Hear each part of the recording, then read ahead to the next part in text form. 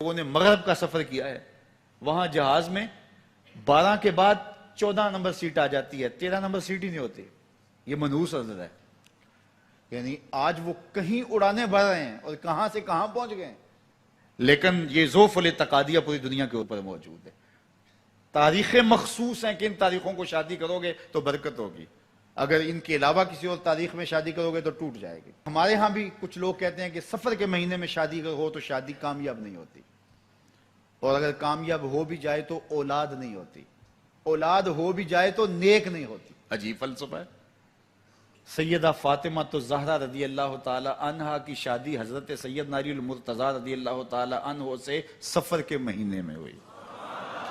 مجھے بتاؤ ایسی کامیاب شادی بھی کوئی ہو سکتی ہے، اور ایسا اچھا جوڑا بھی کوئی ہو سکتا ہے؟ اور پھر کہتے ہیں اولاد نہیں ہوتی، حسن حسین اور زینب پیدا ہوئے. ایسی اولاد بھی ہو سکتی ہے. اچھا اولاد ہو جائے تو نیک نہیں ہوتی. مجھے بتاؤ حسین جیسا نیک کون ہوگا، حسن جیسا نمازی کون ہوگا، اور زینب جیسی پردے دار کون ہوگی؟ تو یہ لوگوں کی اپنی خواہشات ہیں، زبان پہ جو کہہ دیے لوگ وہی مان گئے. میں نے دیکھا ہے کہ بعض اوقات لوگ 1 گھنٹے کی تقریر سننے کے بعد بھی پھر بھی کہتے ہیں نہیں اصل ہمارے خاندان میں وہ واقعی منحوس ہے، فرق تو پڑتا ہے. جب اللہ کے محبوب نے کہہ دیا لا تیارہ، کوئی منحوس نہیں ہے، نہ دنوں میں منحوس، نہ ساعتوں میں منحوس، نہ افراد میں منحوس، ہمارے الو بھی منحوس نہیں ہے. تمہارے اندر کی برائیاں ہیں جو مجسم ہو کے تمہارے سامنے آتی ہیں، اس لیے کوئی منحوس نہیں. ہمارے والدین نے بچپن میں ہی ہمیں یہ باتیں اچھی طرح سے ازبر کروائیں اور ہماری تربیت اس طرح کی کہ ہم الحمدللہ کبھی بھی ذوف الاعتقادی کا شکار نہیں ہوئے. تو آپ بھی اپنی اولادوں کی ابھی سے ایسی تربیت کریں کہ ان کا توکل اللہ پر ہو، ان کا توکل اللہ کی بابرکت ذات پہ ہو، اور وہ اسی پہ بھروسہ کرنے والے ہوں. جب اس پہ بھروسہ کرنے والے ہوں گے تو زندگی سوکھی گزرے گی. کبھی مشکل آ بھی جائے گی تو پریشانی نہیں ہوگی کہ دیکھیے کبھی خنداں کبھی گریاں، کبھی اللہ کچھ عطا کرتا ہے کبھی کچھ عطا کرتا ہے. وہ محمود غزنوی کو بوڑھے لوگ محبوب تھے، لیکن سب سے زیادہ محبوب ایاز تھا. تو ایک دن اس نے اس کو خربوزہ دیا تو وہ چٹخارے لے کے کھا رہا تھا. بادشاہ نے چکھا تو وہ کڑوا تھا. کہا ایاز یہ تو کڑوا ہے. تو کہا کہ حضرت ہاں کڑوا ہے. تو کہا پھر تم مزے سے کھا رہے ہو. کہا ساری زندگی ساتھ سے میٹھی نعمتیں کھائی ہیں، آج ایک کڑوا مل گیا تو پھینک دوں. جب اس پہ توکل ہوگا تو کبھی تکلیف آئے گی تو بندہ کہے گا کوئی بات نہیں، جے سونا میرے دکھ وچ راضی تے میں سکھ نو چلے ڈاواں. تو بندہ کہے گا ٹھیک ہے کوئی بات نہیں ہے، یہ اس پہ بھی میں خوش ہوں. تو جب توکل اس پہ ہوگا تو پھر بندہ اس تکلیف میں بھی لذت لینے کا راستہ نکال لے گا. اور اگر یہ ہو کہ اس منحوسہ کی وجہ سے یہ سب کچھ ہوا ہے، کچیچیاں چڑھیں گی اس کے اوپر کہ اس نے یہ کیا ہے، مار ہی دوں قتل کر دوں، اس کو چھوڑوں نہ، زمین پہ رہنے کا حق ہی چھین لوں اس سے کہ اس منحوسہ کی وجہ سے یا اس منحوس کی وجہ سے یہ ہوا ہے. کوئی کسی کی وجہ سے نہیں ہوتا. یہ ہماری اپنی بدعمالیوں کی سزا ہے. اگر کوئی ہمیں نقصان در نقصان ہو رہا ہے تو توبہ کریں. 70,000 لوگ ایسے ہیں جو بغیر حساب جنت میں جائیں گے، ان کا کوئی حساب نہیں ہوگا. اللہ اپنے کرم سے انہیں یوں ہی جنت عطا فرمائے. صحابہ نے عرض کی یا رسول اللہ صلی اللہ علیہ وسلم وہ کون ہیں؟ تو آقا کریم نے شرف میں کانو لا یکتوون، یہ وہ لوگ ہیں جو اپنے جسم پہ داغ نہیں لگاتے، مخصوص نشان جسم پہ لگا لیتے ہیں. یہ فلاں بزرگ کی نشانی ہے، یہ فلاں جو ہے وہ شہید کی نشانی ہے. اللہ نے جب تمہیں سالم الاعضاء پیدا کیا ہے تو اپنے بدن کو تم کیوں نشانی؟ اس نے ساری نشانیاں لگائی ہیں. اس کی نشانیاں اتنی پکی ہیں کہ اس نشانیوں میں فرق بھی نہیں لگتا نا. یہ تمہارے انگوٹھے کی نشانی ہے. 6 ارب انسانوں کو لے آؤ اور نشان انگوٹھا لے آؤ، کسی ایک کا بھی نہیں ملے گا. یہ نشانی تمہارے رب نے لگائی ہے.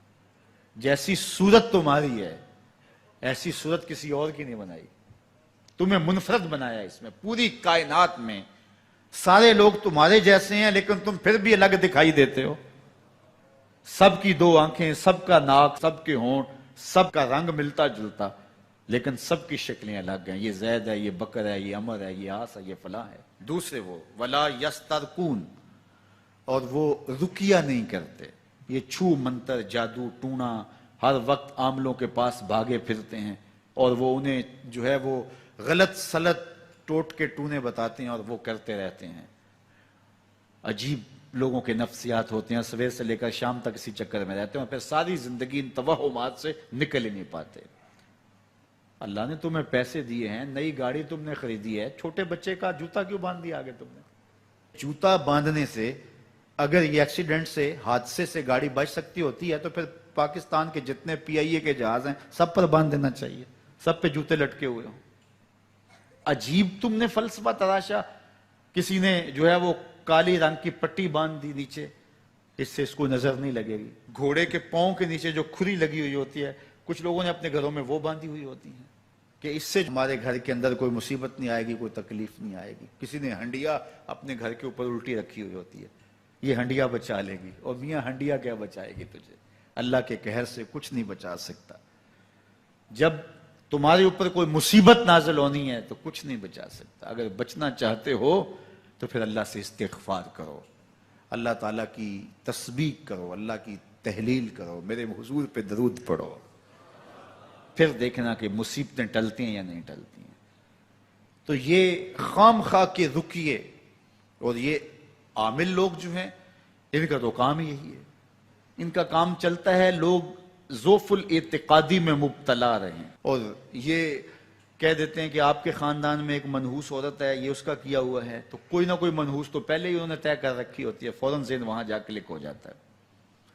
اس کا نون سے نام شروع ہوتا ہے، اس کا کاف سے نام شروع ہوتا ہے، اس کا جیم سے نام شروع ہوتا ہے، تو پورے خاندان میں کسی کا نام کاف، نون یا جیم سے تو شروع ہوتا ہی ہوگا، یا دوستوں میں، تو فوراً ذہن جو ہے ادھر منتقل ہو گیا۔ اب یہ بابا جی نے بتا دیا ہے، ہاں ہاں ہاں اس نے یہ بات کی تھی، کچھ باتیں یاد آنے لگیں، اس کاف سے شروع ہونے والے نام کے ساتھ نفرت پیدا ہو گئی۔ اس بابے نے نفرت کا کاروبار کیا ہے، اس نے تو 100 روپے 200 روپے لے لیے، لیکن دو انسانوں کے اندر نفرت ڈال دی۔ اس کا گریبان کل قیامت کے دن پکڑا جائے گا۔ ان ملنگوں کے پاس، ان ذوف الاعتقادی کو پھیلانے والوں کے پاس کبھی نہ جاؤ۔ تمہیں مصیبت پڑی ہے، تمہیں لگ رہا ہے کہ شاید میرے اوپر جادو ہے، تو پڑھو نا سورہ بقرہ، جادو جڑ سے اکھڑ جائے گا۔ 40 دن اپنے گھر میں سورہ بقرہ پڑھو، برکت ہوگی۔ کہتے ہیں مولوی صاحب 40 دن تو نہیں پڑھی جا سکتی، 2.5 پارے، ہمیں کوئی تعویذ ہی کر دیں۔ ہم شارٹ کٹ چاہتے ہیں نا، روزانہ صبح 2.5 پارے سورہ بقرہ پڑھیں، یہ تو ہم سے نہیں پڑھی جائے گی، تو آپ کوئی تعویذ ہی لکھ دیں۔ کاروبار میں برکت نہیں، میں کہتا ہوں پڑھو نا سورہ واقعہ، 3 رکوع ہیں، برکت ہوگی۔ ہم کہتے ہیں ہمیں تعویذ ملنا چاہیے، بس وہ ہم گلے میں رکھ لیں، بٹوے میں رکھ لیں، پرس میں رکھ لیں، اور ہمارا کام ہو جائے، ہمیں کچھ بھی نہ پڑھنا پڑے، ہمیں وضو تک نہ کرنا پڑے، نماز نہ پڑھنی پڑے، اور برکت ہو جائے۔ ایسے برکت تو نہیں آتی۔ بیٹے کی شادی کی، بہو گھر لائے، ابھی 2 دن نہیں گزرے تھے، کاروبار میں نقصان ہو گیا، یا گھر کا کوئی فرد فوت ہو گیا، یا کوئی جانور مر گیا، تو کہا کہ یہ منحوسہ آئی ہے تو ہمارا یہ نقصان ہو گیا۔ اگر وہ نہ آئی ہوتی تو پھر یہ نقصان نہ ہوتا، پھر تم قیامت تک جینا تھا، یا اس سے قبل تمہارے کبھی نقصان نہیں ہوئے؟ تمہارے گھر کے اندر بیٹیاں موجود ہیں، یہ بھی کل کسی کی بہو بنیں گے، اور ان کا بھی کوئی نقصان ہو سکتا ہے، اور یہ بھی منحوسہ قرار دی جا سکتی ہے۔ پھر تانو تشنی کے تیر جو ہے وہ اس کے اوپر لگائے جانے لگے۔ کتنی زیادتی ہے، کتنا ظلم ہے، کسی کا دل توڑنا، کسی کا دل دکھانا، کسی کو منحوس قرار دے دینا۔ از خود تمہارے پاس کیا سند ہے؟ تمہیں الہام ہوا ہے؟ کیا حجت ہے، کیا دلیل ہے تمہارے پاس کہ کسی کو تم نے منحوس قرار دے دیا؟ کتنا مکار ہے انسان، اپنی بدعمالیوں کو، اپنی نیت کے کھوٹ کو، اپنی نیت کی کوتاہیوں کو، اپنی سستیوں کو، اپنے عمل کی کمیوں کو دوسرے کے اوپر مڑ دیتا ہے۔ کاروبار تو نے صحیح نہیں کیا، نقصان ہو گیا۔ صبح 12 بجے اٹھ کے تو گھر سے جا رہا ہے اور نقصان ہو گیا۔ تو نے 2 نمبر مال بیچا، آج پکڑا گیا اور نقصان ہو گیا۔